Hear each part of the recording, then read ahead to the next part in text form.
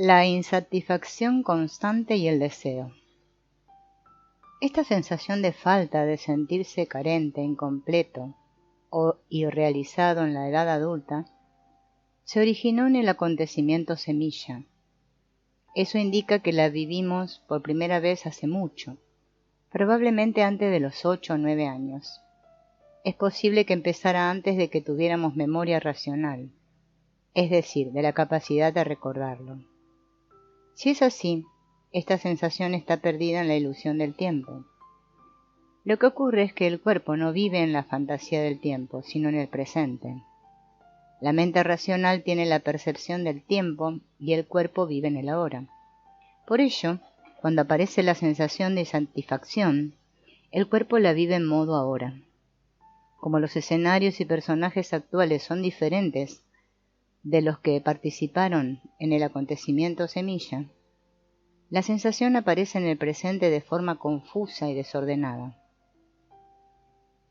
De este modo nos sentimos mal de forma indeterminada y la mente racional es incapaz de descubrir qué está pasando o con qué se relaciona.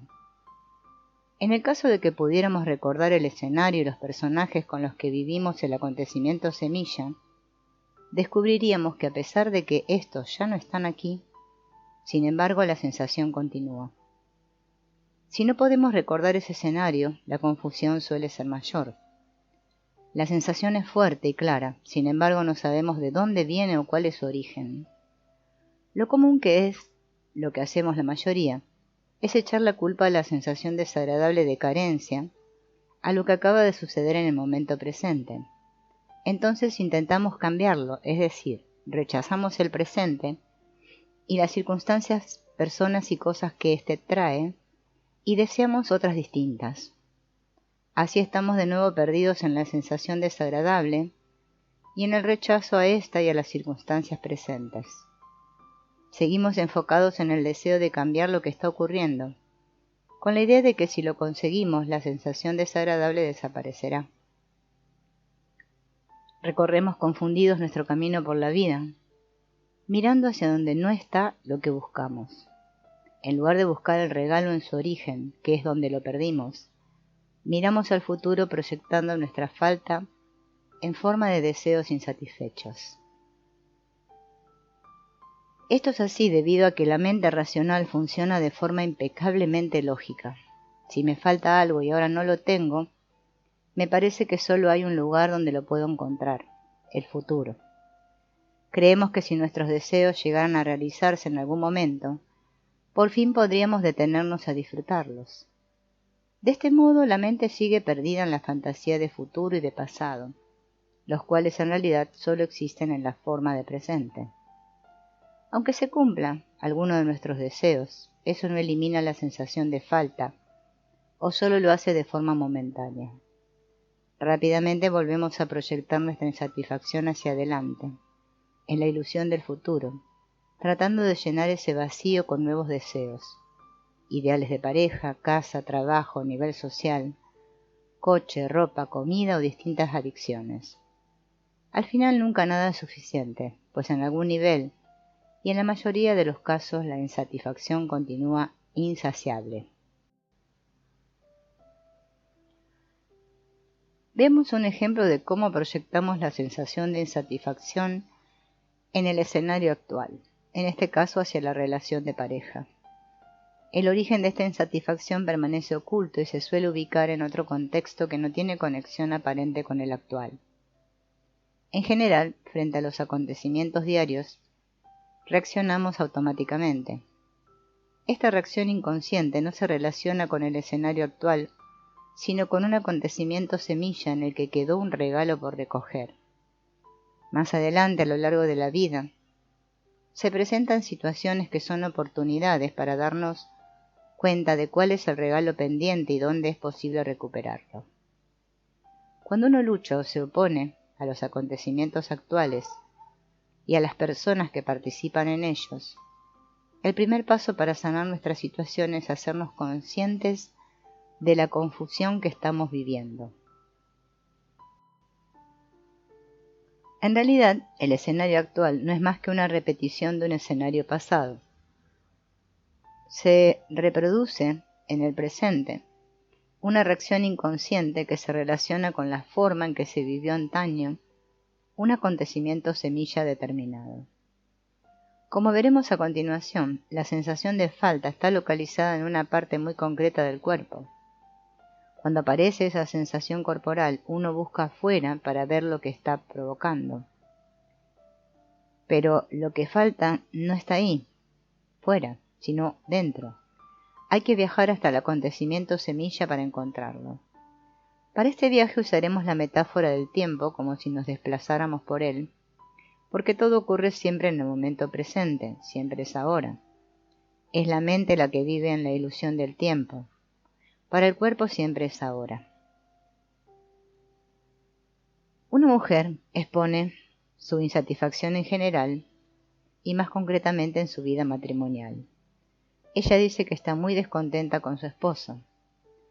Como descubriremos, la situación actual es un reflejo de algo que se inició en otro contexto diferente, con distintos personajes y situaciones. Aunque hay un nexo común que une estas situaciones, este permanece oculto por el momento.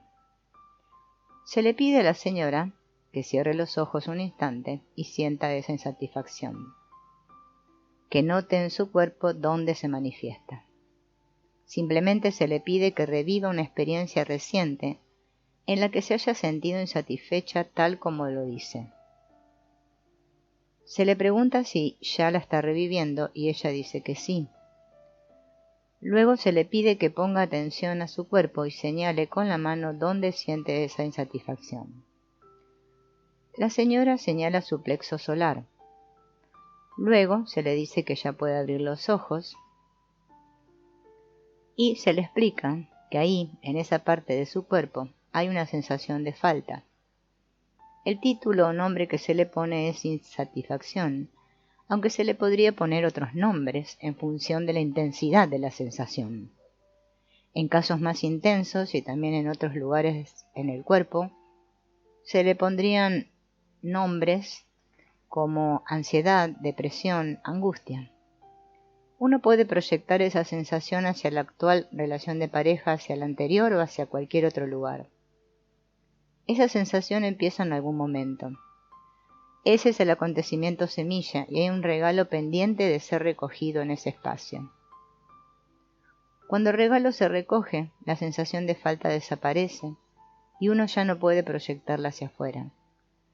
Lo que podemos hacer ahora, si la señora está dispuesta, es encontrar el acontecimiento semilla y ver qué hay allí pendiente de recoger.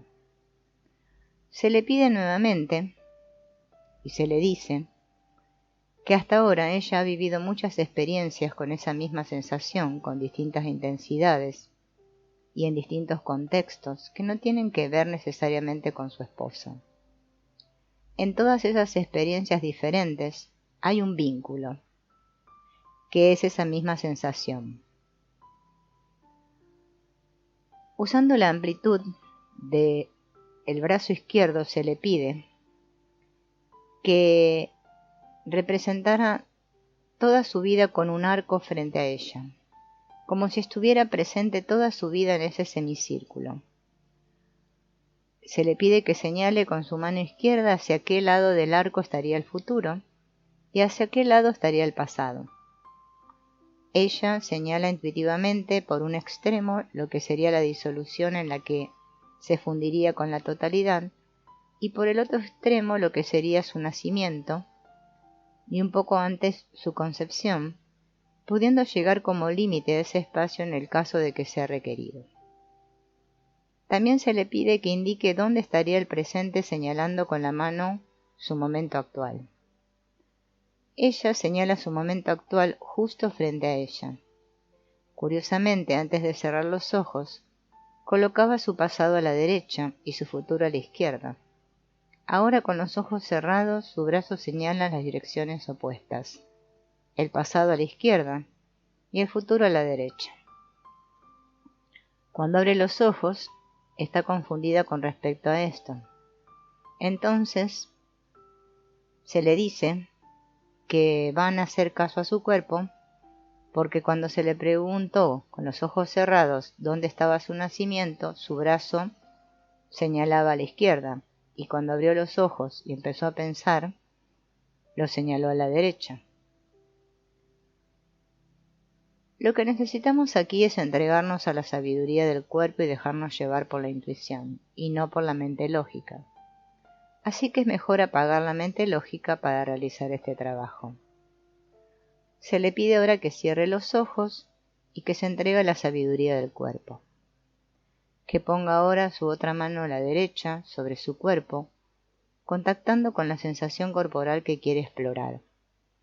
Que sienta y que muestre dónde está esa sensación en el cuerpo. Ella pone su mano derecha en el plexo solar. Luego se le pide que se haga consciente por un momento de esa sensación y que se entregue completamente a ella para encontrar dónde está el acontecimiento semilla con el que se relaciona inicialmente. Se le pide que deje que su brazo izquierdo, recorriendo el semicírculo, se mueva en dirección hacia el acontecimiento semilla de esa sensación, es decir, la primera vez que la sintió, y que deje que su mano izquierda se mueva hacia la izquierda, rastreando hasta encontrar el origen de esa sensación, hacia dónde se encuentra esa primera experiencia. Intuitivamente, se le dice que se detenga en lo que representa el acontecimiento semilla. Se le pregunta, ¿qué hay ahí? ¿Qué está pasando ahí, en ese acontecimiento? La señora dice, no sé, estoy chiquita. ¿Qué hay ahí? ¿Quién está ahí además de ti? ¿Qué edad tiene la niña? No sé, meses. ¿Está presente la sensación? Sí, como que algo le está pasando a esa niña. Bueno, se le pide que baje la mano y se le pregunta, ¿qué le pasa a esa niña que está ahí? Está inquieta. ¿Quién más está con ella? No, solo la bebé, así como en cobijas, en sábanas. ¿Y dónde están sus padres? No, no están, solo está ella. ¿Qué sonidos hay? Llanto. ¿Dónde sientes esa inquietud? ¿En qué parte de tu cuerpo la sientes más fuerte? Y la señora señala el mismo lugar, un poco más abajo de la boca del estómago. Ahora estoy sintiendo eso, como si la niña tuviera ganas de vomitar. ¿Dónde están los padres de esta niña? No están, simplemente no están. Pero en algún sitio tienen que estar. No están con ella, pero estarán en algún sitio. Se le pide que señale dónde estaría la madre. ¿Cómo se llama la madre de esa niña? Margarita. Se le pide que señale con la mano izquierda dónde debe estar la madre, Margarita, y que la imagine en ese espacio. La señora señala un sitio frente a ella. Ahora vamos a ver qué pasa con Margarita y con su niña, por qué está ahí sola. Vamos a ver que ella diga qué pasa. Ella dice que ahí está su niña, que ella tiene muchas ocupaciones, que no puede ahora estar con su niña y que no sabe que está mal. Sí, está sola e inquieta, la niña. Pregúntale qué va a hacer con la niña. ¿Qué le puede decir para que esté mejor? La señora dice que Margarita dice que tendría que acurrucarla entre sus brazos, que hay muchas cosas que atender y que no puede estar con la niña como quisiera, que la quiere mucho y que trata de hacer todo lo mejor que puede. Ahora se le pide a la señora que sienta ese acurrucar de la madre a la niña, y ese darse cuenta, ese saber que está atendiendo todas las cosas lo mejor que puede y sabe, y que no puede estar con la niña como le gustaría. Se le pide que tome esto como su regalo, dejando que eso sane. ¿Qué sensación sientes? Sí, siento que la quiero mucho. Bueno, ahora llévala aquí. Entonces lleva la niña a la boca del estómago. Dile que la amas.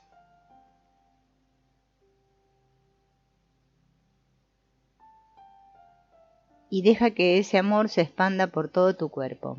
Deja que se expanda. Déjalo que te llene toda, que te llene completamente. Bien, ¿cómo está la niña ahora? Feliz. ¿Y tu cuerpo? Relajado, tranquilo, en paz. Bueno, ahora se le pide que cierre los ojos. La integración ya se ha realizado en el acontecimiento semilla y ahora se llevará la integración hasta el momento presente. Simbólicamente, a través del movimiento de la mano izquierda desde el lugar que apunta al acontecimiento semilla hasta el lugar que apunta al momento presente. Durante la integración, se deja que su brazo izquierdo descanse sobre su regazo y ahora se le pide que lo recoloque en la misma posición que había tomado cuando señaló el acontecimiento semilla.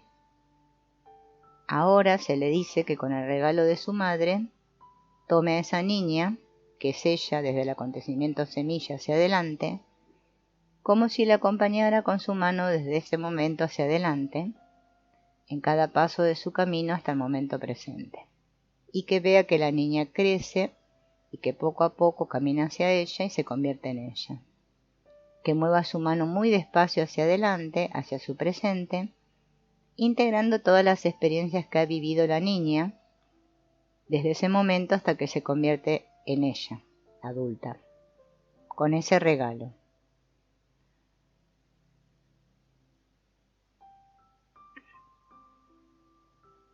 Ahora la señora dice que se siente bien y se le pide que ahora, con esa sensación de sentirse bien, mire a su relación de pareja actual. ¿Y qué siente? Entonces la señora comienza a llorar, se emociona y dice que su marido es maravilloso.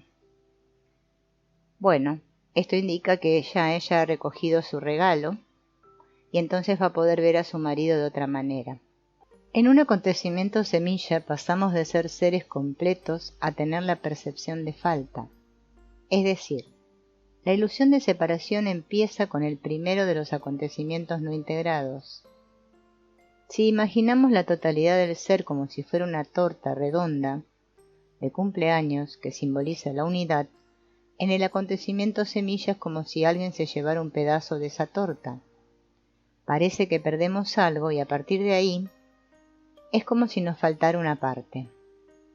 Por ejemplo, imaginemos que unos padres esperan dar a luz a una niña y resulta que nace un niño.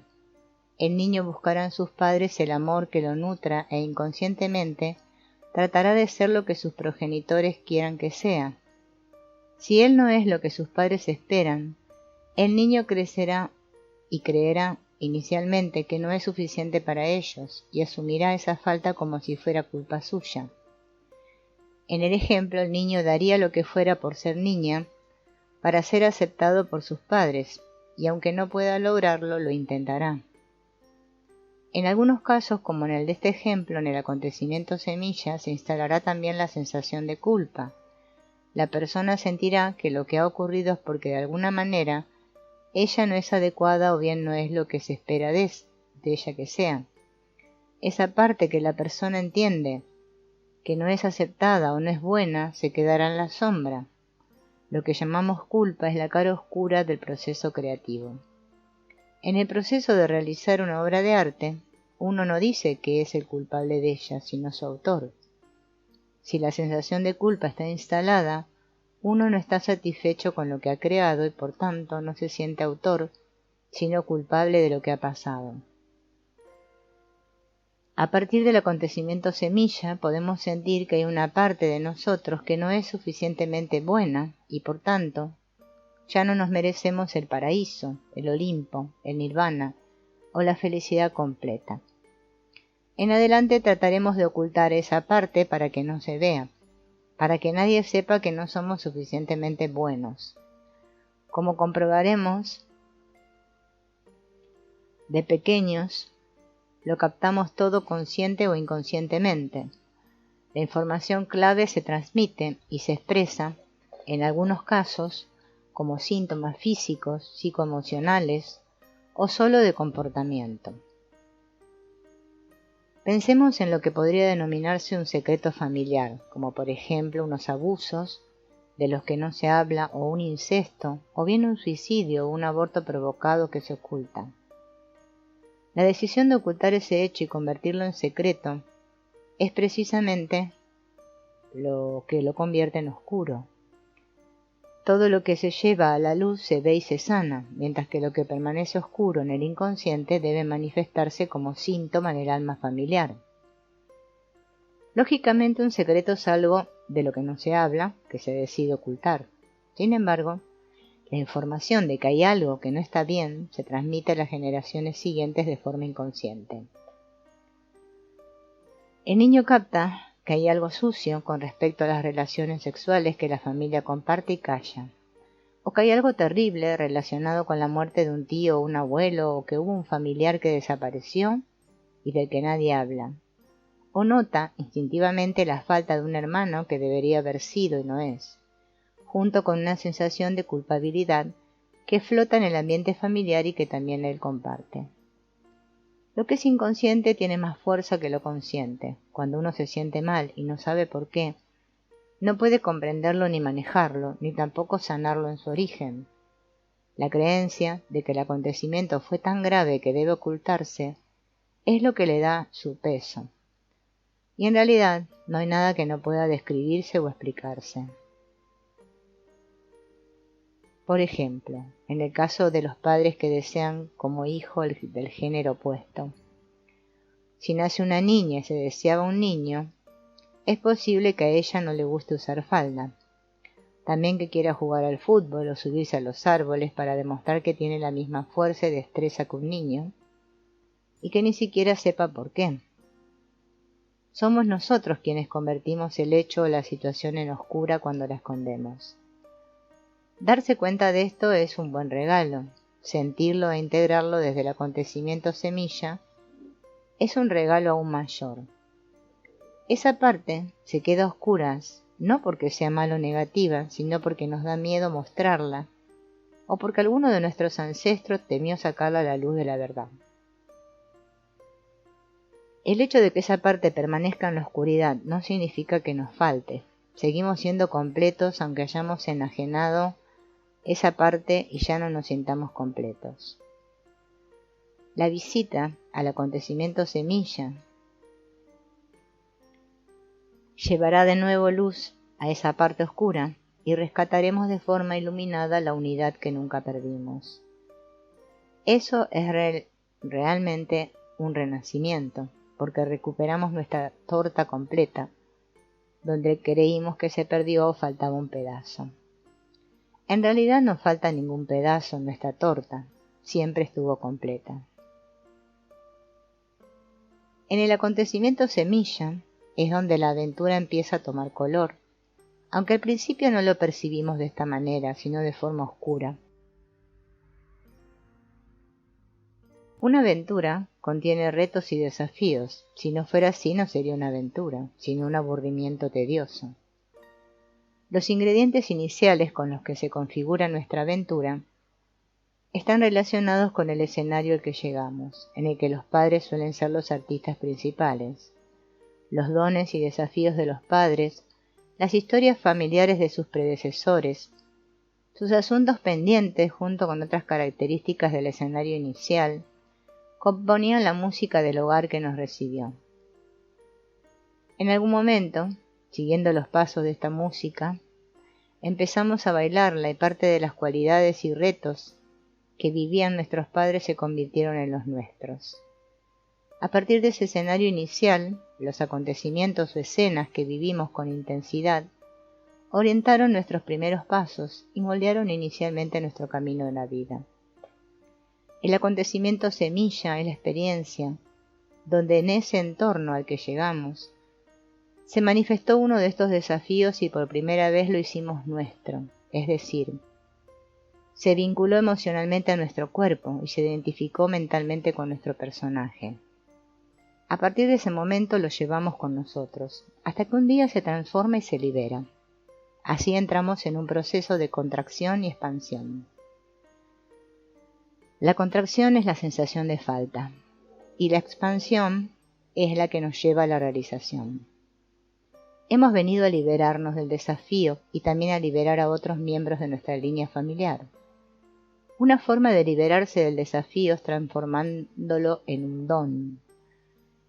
El proceso pasa, en primer lugar, por vivir el desafío, con intensidad en la fase de contracción. Sin esta no habría expansión. Cuanto mayor sea la contracción, más amplia será la expansión. Llevamos el desafío con nosotros desde el acontecimiento semilla hasta que se libera y se transforma en un don.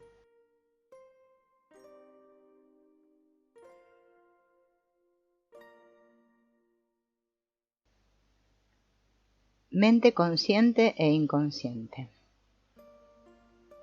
Desde la concepción, hemos registrado todo lo que hemos vivido. Cada experiencia es registrada porque nos aporta información sobre el entorno y por tanto en cualquier momento puede sernos útil en términos de supervivencia. La información de las experiencias que están integradas forma parte de nuestro crecimiento y evolución espiritual. La información de las experiencias que no están integradas se registra en el cuerpo mental como un asunto pendiente, consciente o inconsciente. Puede almacenarse en el cuerpo emocional como una memoria corporal y puede causar distorsiones en alguna zona de nuestro cuerpo energético. También puede manifestarse como un síntoma en una parte u órgano de nuestro cuerpo físico. Por ejemplo, una creencia del tipo «mi vida no avanza» es consecuencia de la información extraída de una serie de experiencias que se almacenaron en los distintos cuerpos y que quedan vinculadas al percibir la realidad de esa misma manera. Siempre hay un reflejo en nuestro cuerpo físico de las situaciones que no están integradas. No es necesario que la información de estas experiencias no integradas se exprese como un síntoma físico, dado que puede plasmarse simplemente a través de una postura corporal o una sensación incómoda, quizá en forma de comportamientos que no sabemos evitar, o bien a través de creencias que nos gustaría cambiar. En caso de que la experiencia o serie de experiencias constituyeran algo de vital importancia o trascendencia para el camino de la persona, podrían llegar a expresarse a través de un síntoma físico o enfermedad que empujaría con más fuerza hacia la toma de conciencia y su integración. Cuando esta información llega al cuerpo físico en forma de síntoma, ya se ha convertido en una llamada intensa que pide preferencia y requiere atención inmediata. El cuerpo registra todo lo que experimenta en 3 distintos niveles, interrelacionados, y también a través de conexiones neuronales distribuidas por el cuerpo. Explicado de manera más comprensible, la estructura de nuestro cerebro está formada por 3 áreas, que son un núcleo primigenio y 2 áreas o capas más que recubren este núcleo, correspondiendo cada una a un distinto nivel evolutivo. El núcleo o primer nivel es el más antiguo y profundo, siendo el responsable de los impulsos primitivos, la parte instintiva. El segundo nivel es el responsable de las emociones, la parte que siente. Y el tercero, el más moderno, recubre la zona más externa del cerebro y coordina las capacidades mentales superiores, la parte que piensa. Óptimamente estos 3 niveles funcionan de forma coordinada y equilibrada. Otras veces es como si el nivel cognitivo, de apenas unos milímetros de espesor, se propusiera controlar la fuerza visceral de los otros 2, más profundos y primitivos del cerebro, que rigen los instintos y las emociones. A veces sentimos que la parte animal que representan estas capas más profundas no se puede controlar. La parte del cerebro que denominamos mente pensante o cognitiva es la última que se desarrolla y no alcanza su pleno funcionamiento hasta alrededor de los 7 años. A partir de ese momento, la mente cognitiva trata de imponer su control sobre todo el sistema. Las experiencias dolorosas y no integradas trata de sumergirlas en el inconsciente para evitar volver a sentir el mismo dolor. Por ejemplo, en una experiencia muy temprana de una quemadura, siendo la persona ya adulta podría apreciar la cicatriz en la piel, pero no recordaría ni la experiencia ni el dolor que se sufrió. En todo caso recordaría lo que le habrían contado sobre lo que pasó, aunque la experiencia directa no formaría parte de sus recuerdos conscientes. Ahora bien, al detectar una fuente de calor, se alejaría de ella por todos los medios y todo el sistema de cuerpos, mental, emocional, energético y físico, se pondrían inmediatamente en guardia. Lo mismo sucedería con lo que se llama una fobia. Todo el cuerpo se pondría en guardia extrema cuando se presentara, aunque fuera la mera posibilidad del estímulo externo con el que la fobia se relacionara.